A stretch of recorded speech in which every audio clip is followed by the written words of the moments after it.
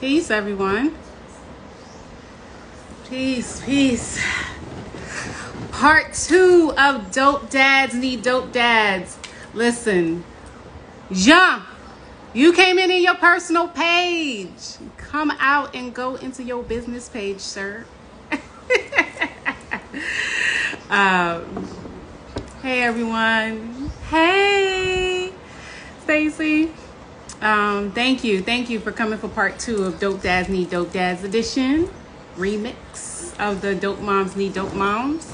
As most of you know, I'm trying to become a midwife, but I want to also never forget the elements or the vital part of fatherhood as well, and not just only motherhood and the baby.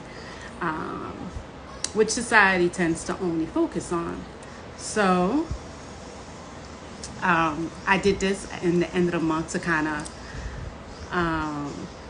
highlight some men that are doing some amazing things and just to learn from them, because it's good to just have brothers that you can kind of glean from. Now you have to request to come in. I'm talking to my cousin who's the guest for today. There we go.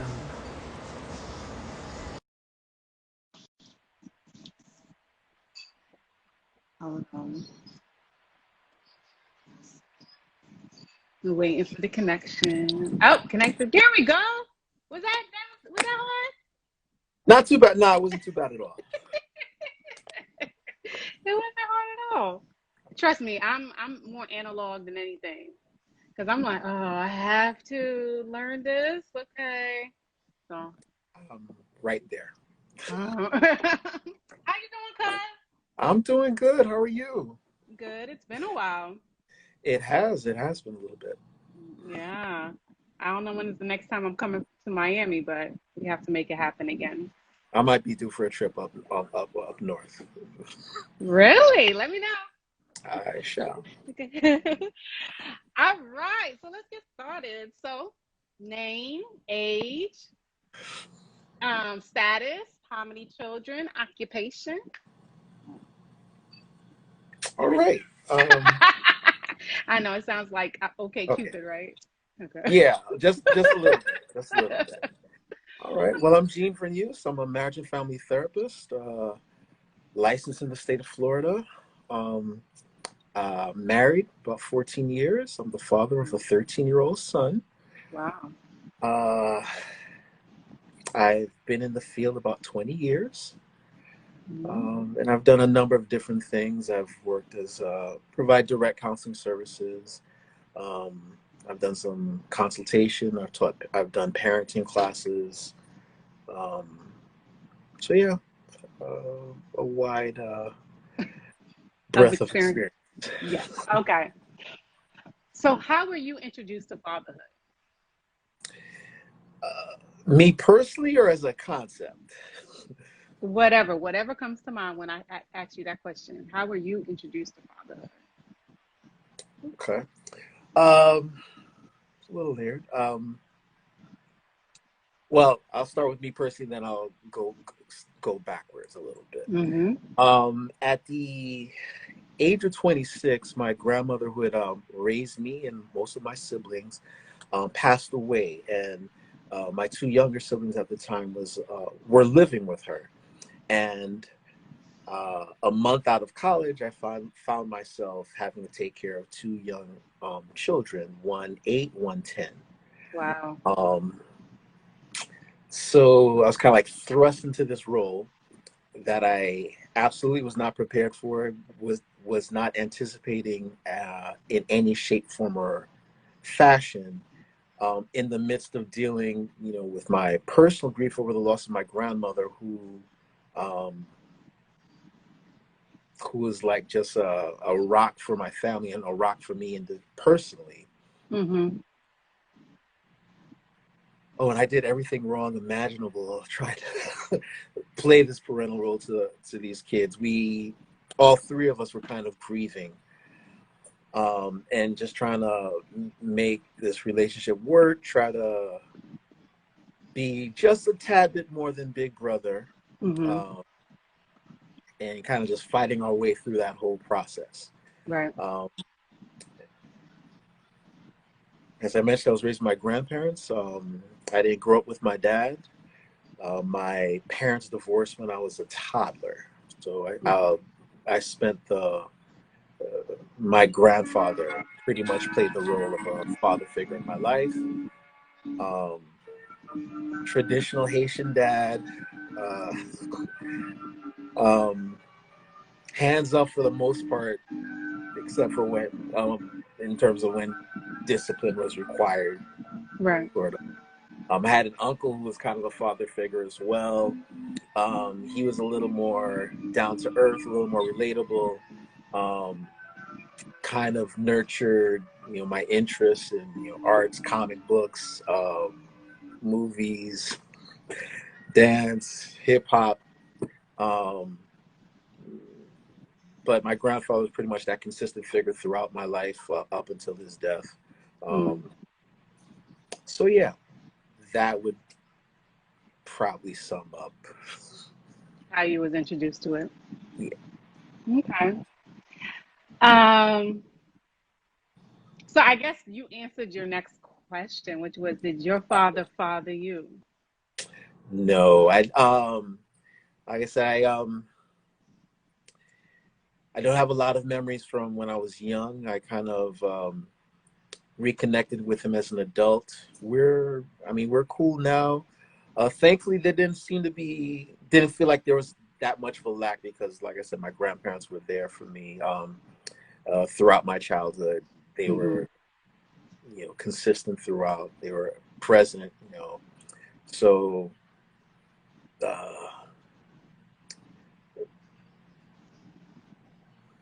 we're cool now. I don't, like I said, I don't sweat him about it. Like I said, because I had those people, those figures that kind of helped just ease that for me when I was Right. growing up. Right. So the next question is, what was your birth experience with your wife when she was birthing your son? Oh, that was fun. It was fun. It, Okay. yeah, a little bit. Because there's a lot of fear with just the idea of becoming a father. In part because my father wasn't exactly there. Secondly, because my experience with my siblings was just so difficult, there was a lot of apprehension. Could I be a good father? Could I be the type of father that I may have needed when I was growing up? And not trying to repeat the mistakes of the past. Right. So I try to dig in as much as I could. I'd read to him in vitro, play music with for him. I talked to him. I shared some promises with him. Shared scripture. All of that. Went to as many of the appointments as I could. He was delivered via cesarean, so I was like right there when they snatched it right out, and they just placed it right up in my hand. So, And what happened at that moment when they gave him to you? unbelievable. Just it's hard to really describe. Just shaking that there's a piece of me out here in this world that I had a part in creating. That's here, and it's going to require all my time, all my energy, all my presence. That'll hopefully be the best of me and his mom in this little tiny little person. So, yeah. So if I'm doing the math correctly, I didn't wait because you was married for No, 14. Okay. Oh, right okay. after. Bam, bam.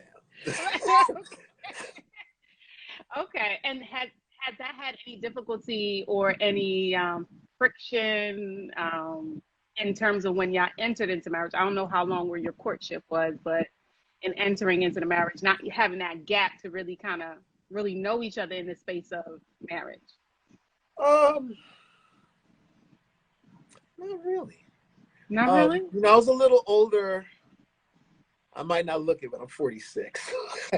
I was already, my early 30s when I got married. You know, I've kind of, well, I've been told that I have an old soul. Been around the block, kind of just had a sense of what I really wanted in a relationship. Mm-hmm. And she covered most of those bases. There's a lot of shared values. She's from a Caribbean family as well. She's of Jamaican descent. So there's, yeah. Ooh, she's fine. Yeah. From my Haitian part de bum chance. So.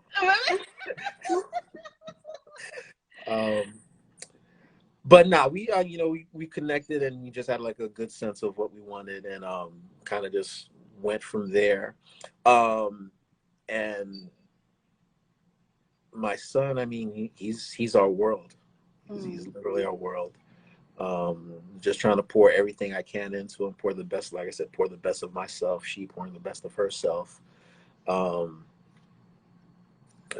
Especially just kind of taking into consideration our own upbringings and the things that, we wanted for a family, the things that perhaps that we may have lacked growing up. And so forth. Okay. So what do you think are the essentials of being a father? Oh, there's so much that go into that. In your, what, you said 13 years? He's 13 He's now? 13. He's 13. So from after 13 years so far, what do you think are the essentials of being a father? I'm still learning it. Mm-hmm. But, there's some key things that kind of help.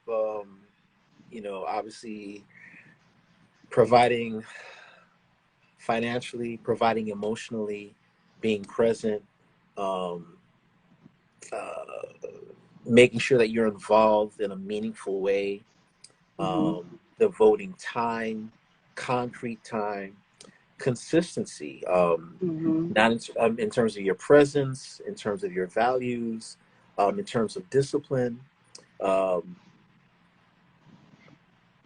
integrity. Kids, they pay much more attention to what you do rather than what you say. So if you're going to say that you're going to be about something, you have to be able to show that by how you walk. Right. And it's funny. I work with sometimes like in therapy or just like in consultation. I work with a preschool program for young children, and you'll have these kids that are beating up their peers and they're cussing out their teachers, and you call the parent in, and you're explaining what's going on. They go grab the kid, they start trying to slap them up right there in the school or cussing at them. And I'm like, I wonder where they got that behavior from. Oh, they're just mirroring what you are doing to them. I wonder where this is coming from. So yeah, it's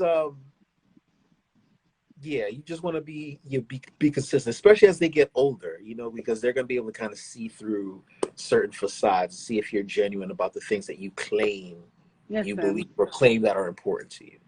My daughter's 6 years old and she be pulling my edges. They'll do that. They see through everything. Yeah. Right. So having a son, what are your fears and hopes in raising your son? What do you envision for him? I know, loaded question. It's very loaded, and you look around and see what's going on, and it's a scary time to be a father of a young man. But unfortunately, in America, I don't know if there's ever been a time where it hasn't been scary raising a young black man. Unfortunately, right.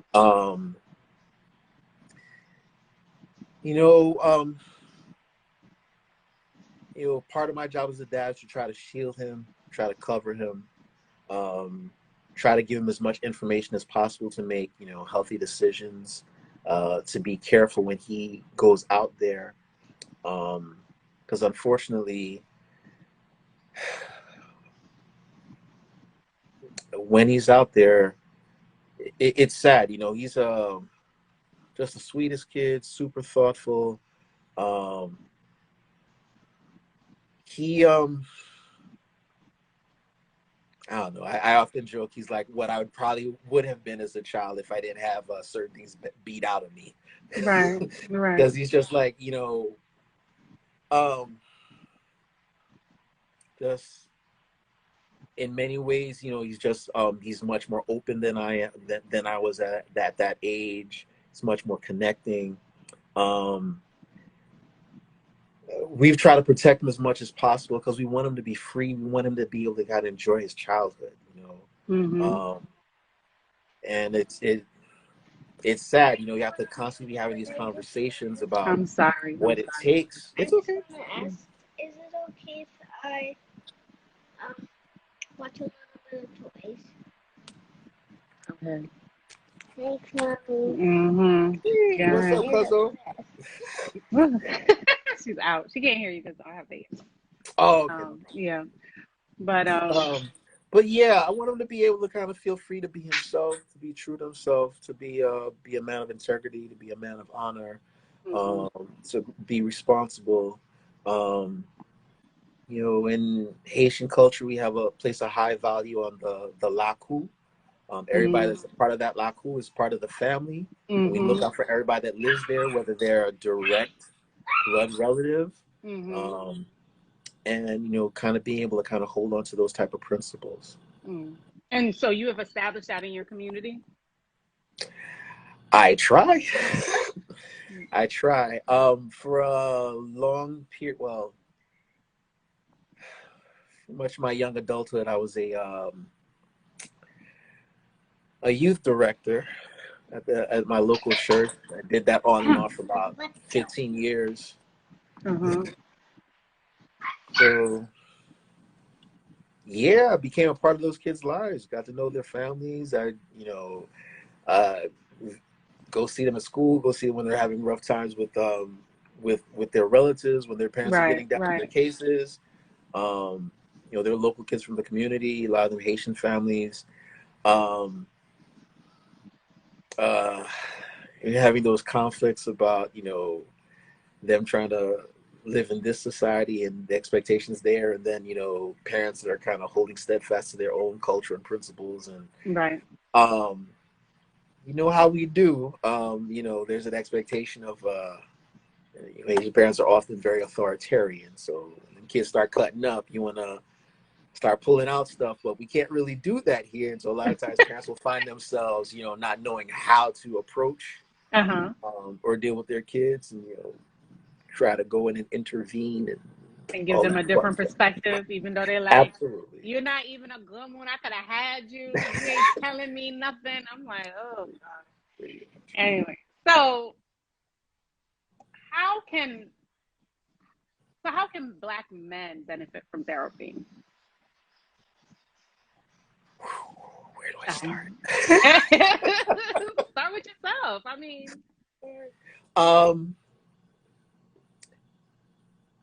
well, keep in mind the issues that people come into therapy for are widespread. At least, 1 in 5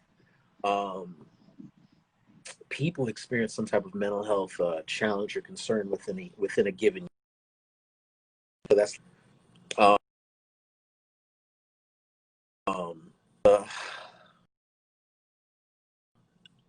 I'm those sorry. of us. Go ahead. Oh, that's okay. So, like I said, 1 in 5 experience some mental health challenge. In our community, we're often, like I said, I'm Haitian. Generally, whatever you're dealing with is meant to stay within your little circle. We don't expose our dirty laundry to outsiders. Right. And it's not that much different in a lot of other communities. We're expected to be strong. There's this model of manhood that many Black men are impressed upon to carry out, and not many of us are given the freedom to be vulnerable. And therapy provides an outlet to address a lot of those issues. Right.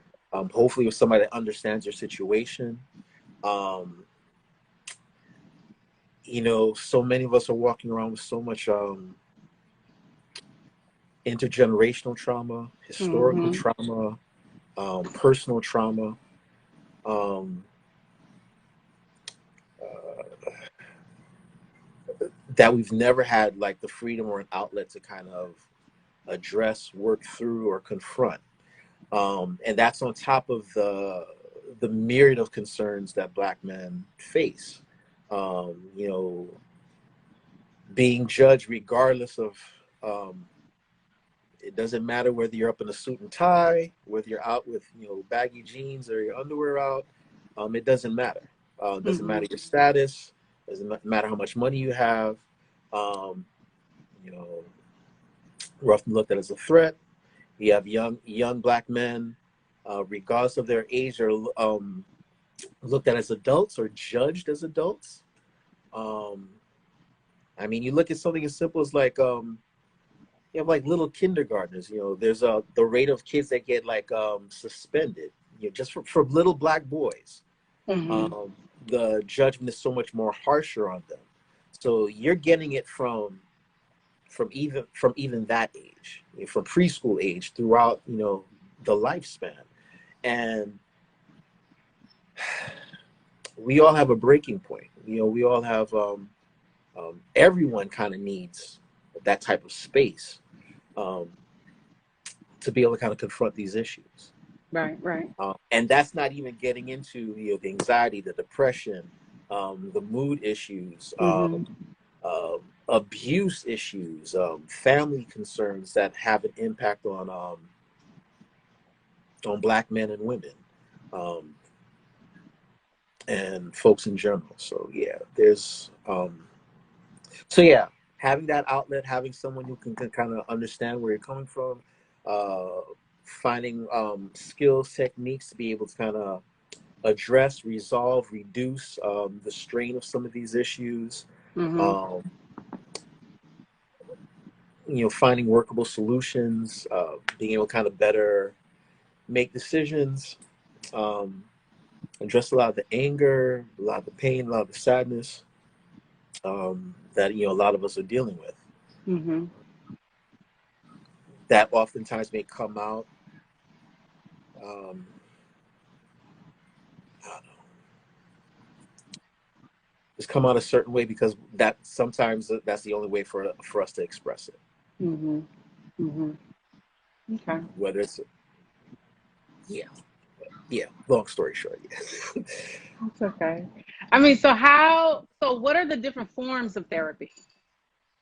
Like that either you utilize or so, like people can consider in terms of when they're looking into maybe possibly looking for someone they could relate to or a style of therapy that might be more conducive to processing what they're going through. I mean, What type of therapy there's do a you do? I mean, I mostly do talk therapy, but even within that, you know, there's different there's so many variations based on different theories. Whether you're looking at cognitive behavioral, whether you're looking at narrative, whether you're looking at strategic, functional family therapy, uh, the list goes on. So I mean, it's helpful to kind of it could once one it kind of depends on what you're seeking to address. Um, Obviously, for the younger ones, things like play therapy, art therapy, music therapy might be more beneficial and more helpful. Talk Mm-hmm. therapy is going to be a little more difficult for a child that's under 6. Mm-hmm. Mm-hmm. Um, uh, there's certain Oh, things that you might be dealing with. Oh, you okay there? yes, it just slid. I'm so sorry. It's all right. Um, Got it.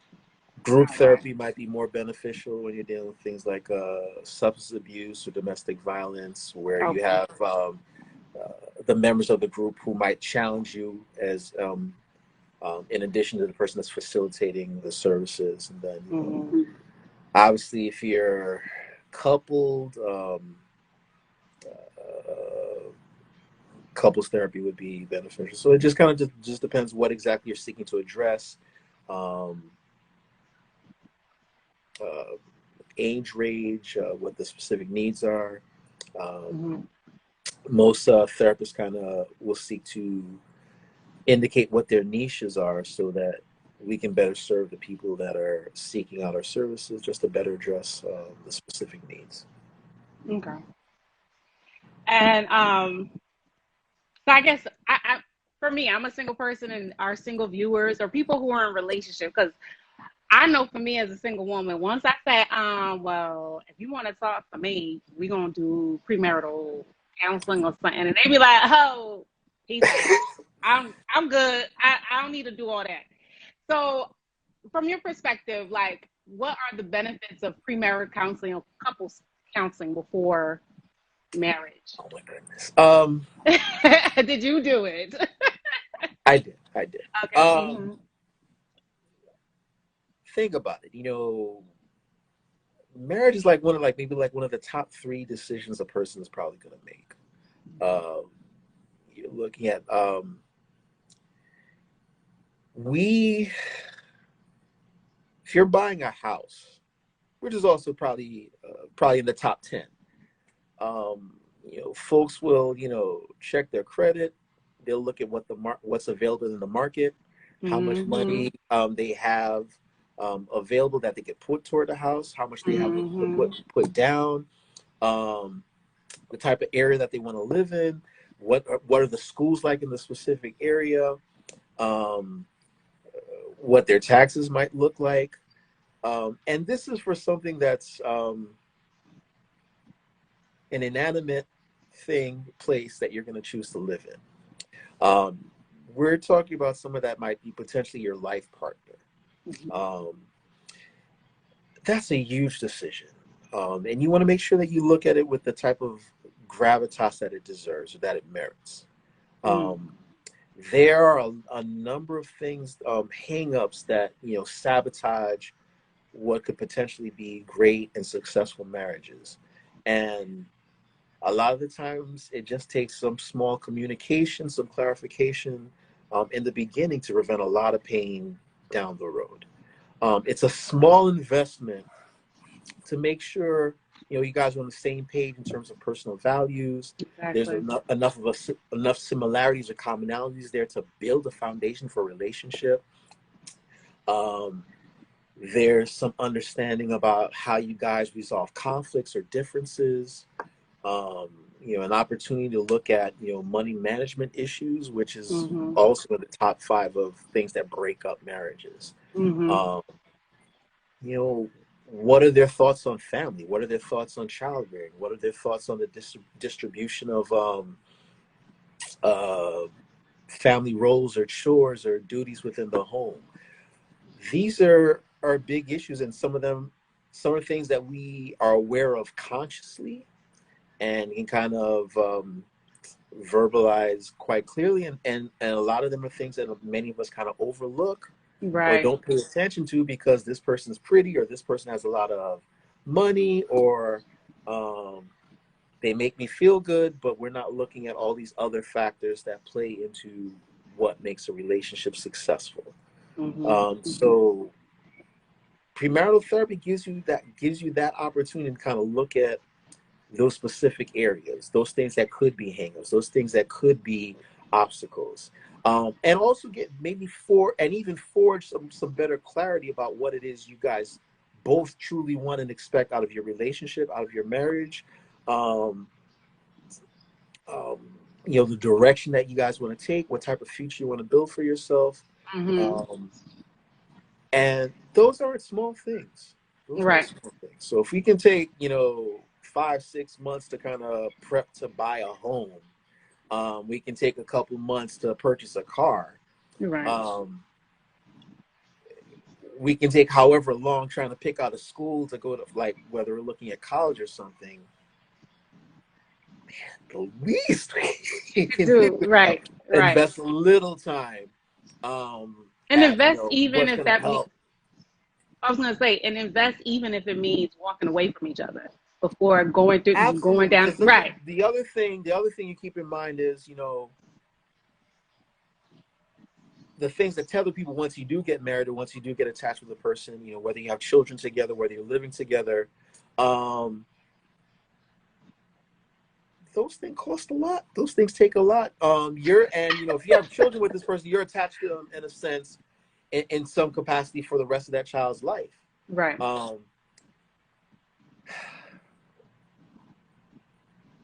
It's a little thing to kind of look at beforehand, about what's going to be helpful to make sure that such a big decision has every chance and every opportunity to be successful. Right. Because you don't want to go 3, 4, 5, 7, 10, 15, 20 years down the line, realizing that y'all can't stand each other. Y'all don't have any of the same beliefs. Fighting constantly over, how you want your child to be raised, what church or place you want to fellowship, where you want to live, and then kind of separating or tearing that apart. I mean, there's a ton of challenges there in and of themselves with so yeah, just the idea of, it's a small thing to kind of plan out, have some discussions, look at things, have somebody with an objective eye that can offer some feedback and maybe some guidance so that you guys are looking at all angles of your relationship to make sure that it has the best chance to succeed.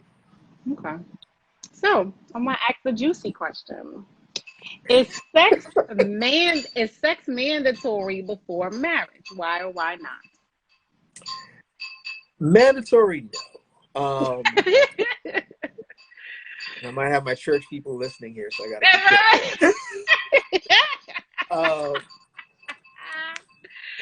It's important that you're aware of what your personal values are regarding sex and sexuality and so forth. You don't want to be pressed into doing something that you don't feel comfortable with. Right. And there's obviously sexual intimacy is a big part of any successful relationship, but it's not the only important part. And a lot of times we put a lot of emphasis on the physical aspect of relationships without making sure we have a good understanding about, like, what type of person are you spiritually? What type of person are you socially? What type of person are you within a family setting? It's important to try to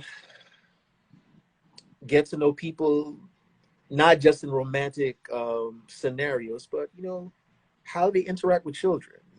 How do they deal with their family? What type of relationship do they have with their coworkers or with the people around them? Right.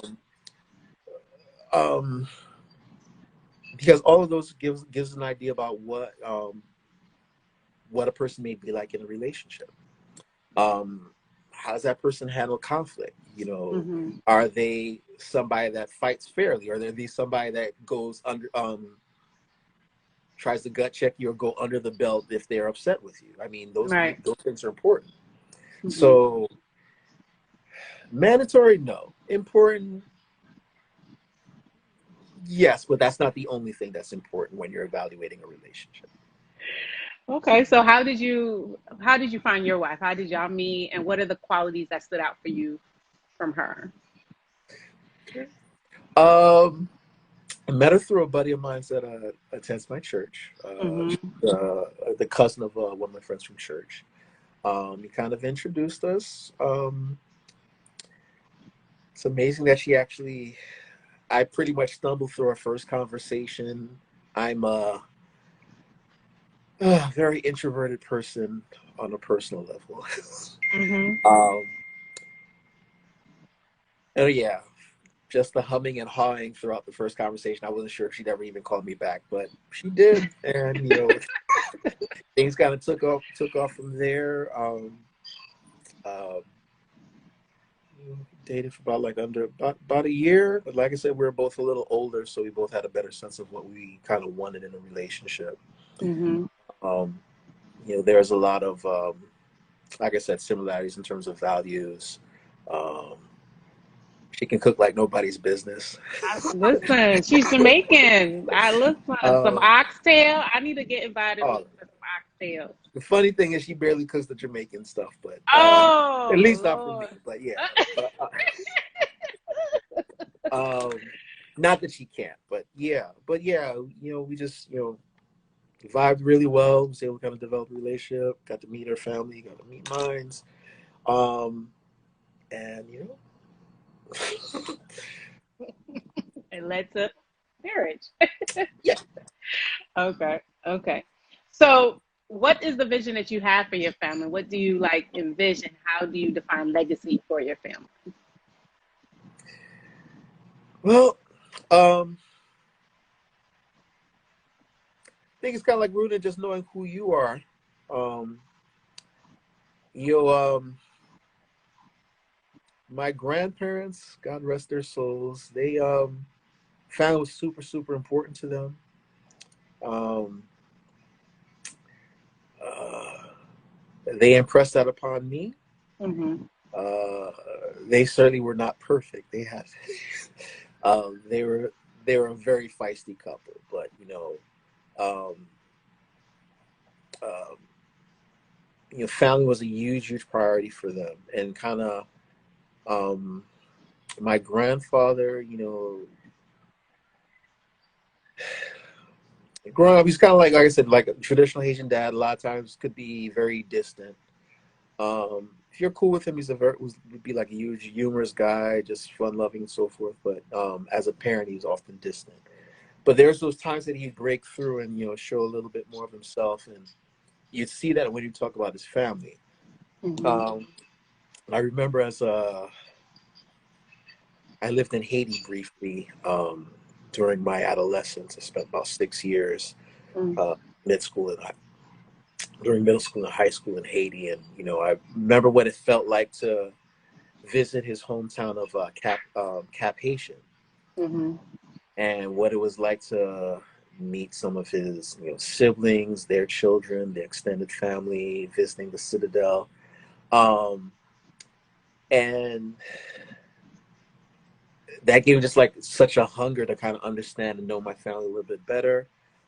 As a family therapist, I spent a lot of time working on genograms, and one of my experiences doing that is like doing my own personal family history, family diagram, and just seeing, how far back we can trace our family. I mean, Right. we're able to trace this along my mother's side Mm-hmm. to the 1700s, Mm. and it gives you this sense that of something bigger that you carry with you every day.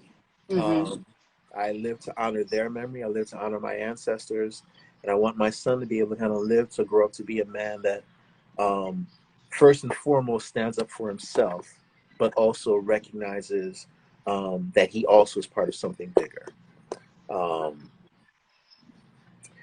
and see that model in how he takes care of his own family when he becomes an adult, Right. how he interacts with his community, and so forth. And so that's kind of like, what I want to impress upon him. Um, he carries my name, and his name as well has a purpose. His name means something. Who he is um, has value and meaning, and to never forget that. For that to always be at the forefront of his mind and how he carries himself, how he conducts himself, how he treats others, um, Mm-hmm. and so forth. So Mm. So how how does toxic masculinity look for you, especially being raised Haitian? Because I know you did a little bit of like oh, drops here and there. And how did you combat that toxic masculinity in your own life? that's something I'm still kind of working on, because some of it, like I said, some a lot of these things you kind of recognize consciously, and a lot of those things you see yourself doing, you don't even realize it until somebody points it out, until you become more aware as you read more, as you interact more, as you learn more. um it's oh gosh, it's yeah, there's layers to that. There's layers and layers to that. On one hand, just being a Caribbean family, we look at, there's In many ways, we're very patriarchal, but in many ways, the mothers still have a powerful role. They are a lot more hands-on. Um,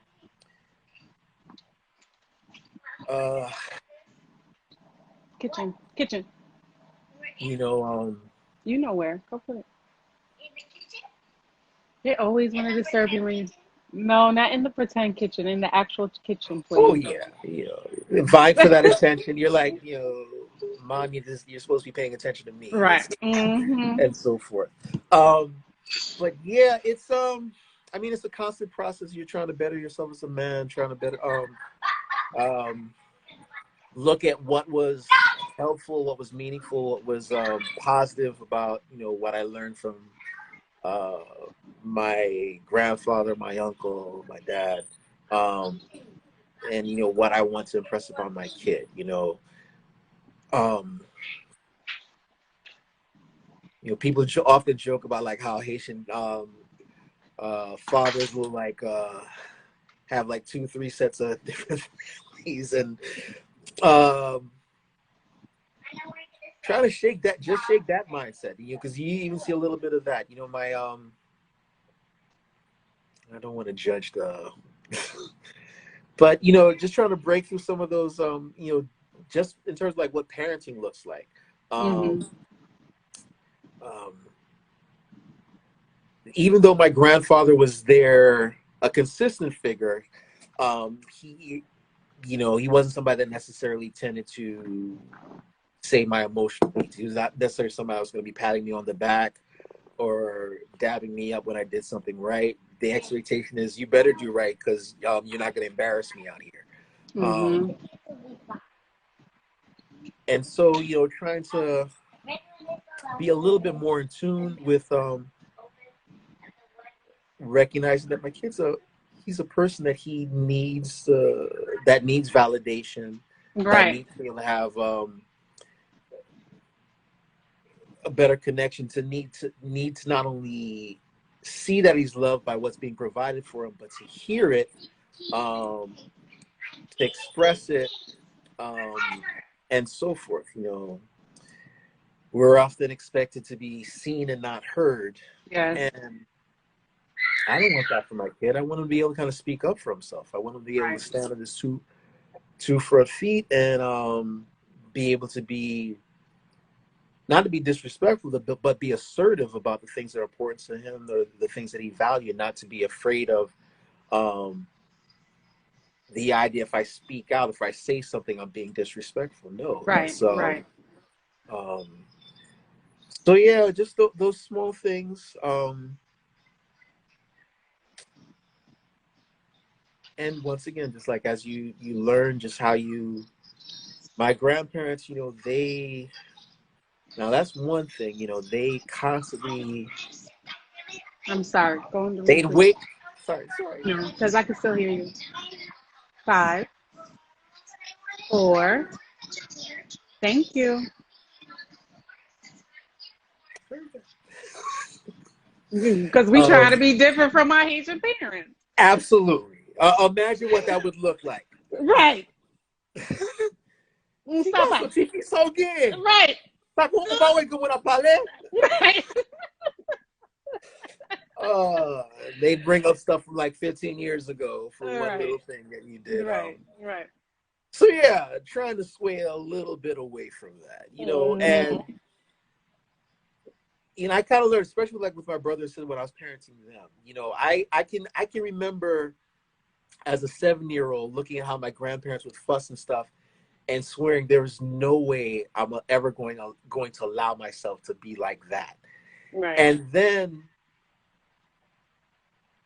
finding myself in this position with my brother and sister, and hearing my grandparents in my speech and how I convey stuff, and having to kind of double back is like, whoa, where'd that come from? Where and you don't even realize how it's seeping through you. And so kind of being able to kind of step back once again, look at what are the things of value that they taught that I still want to maintain, but also recognizing there's other ways that we can kind of communicate those things to our children without without one, keeping them from being themselves, two, without,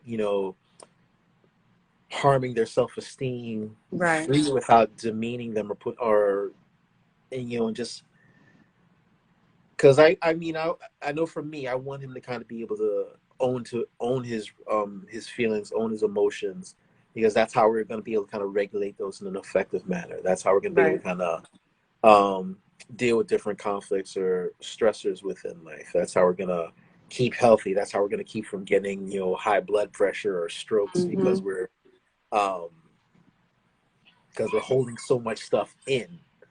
Um, so many of us, I know for me personally, there's so much stuff that I had to suppress because I didn't want my grandparents to just, as you know how they do, you look wrong, you speak at a tone that they don't like, you raise your voice, and it don't matter whether you're wrong, right, or indifferent. If I You see don't you, do. yeah, are you not a Yes, child? How you're outgoing? just a child. You want to beat me up? That's the Exactly, most funniest exactly. line. It really is. So, working through that and kind of just recognizing where a lot of that comes from too. Most of us parent based off what we learn based off our own experiences, um, and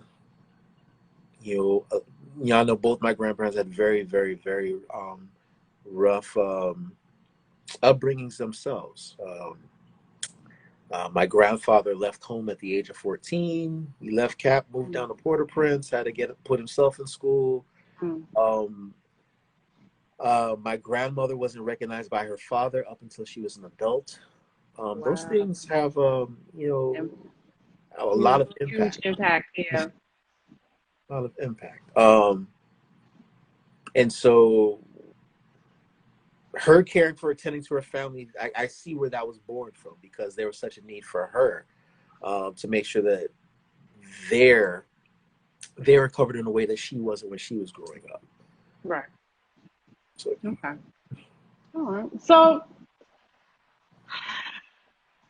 what are you up to? What are you doing? What are the things that you're involved in your community? Is there something that you would like to tell us about, or we could just open it up for questions. If anybody has questions, you could, put a could question do. down there. Absolutely, absolutely. Well, I launched a practice about a year ago. It's a private mental health practice. Um, that's It's been a launch of faith. But I've been doing this for a while. I've served in a lot of community agencies, and they're doing good work. They're serving a lot of people. But you kind of get to a point where you want to be able to kind of do things within a culture that you feel mirrors your own personal values, Right. um, and kind of just reach out to people in a way that's meaningful for you as a clinician. I also work as an early childhood mental health consultant, so I'm like working with teachers, parents for preschool children in terms of helping promote social emotional development. Mm. Um, Looking to target things that give us an idea about how successful a child will be once they leave um, preschool, elementary, and so forth, kind of setting the foundations for those. We do a number of assessments to kind of give us an idea about um, how well children are able to kind of initiate things, how they're relating to peers and adults, Right. uh, how well they're regulating emotions and so forth. And lastly, of course, behavior. And so those are things that we're targeting at a preschool age, because Right. if we're able to kind of help kids with things like that at that early age, that helps them to be successful long after they leave preschool. Right. Um, Right. Right. you People talk about how the most important things I learned in life I learned in kindergarten. Things like empathy, caring, sharing, taking turns, Mm-hmm. asking nicely. Um, Mm-hmm. much of what we see lacking in our a lot of our political discourse. Right. Those things are established, early on. If we're able to kind of help kids with getting those foundations, they're able to be much more successful in life. Right. And we're preventing them from the school to prison pipeline. Absolutely. Right. Absolutely. Okay. Well, it was an amazing time connecting with you. That's my cousin, y'all. And it's funny how we connected because I was looking for people who were in my family line, in the Verneus family line, and I just Facebooked you. You was like, "Huh? I believe I have a sister," and I'm like, "Well, I think I found your sister." and and then I connected y'all to it. Y'all were like, "Oh, okay."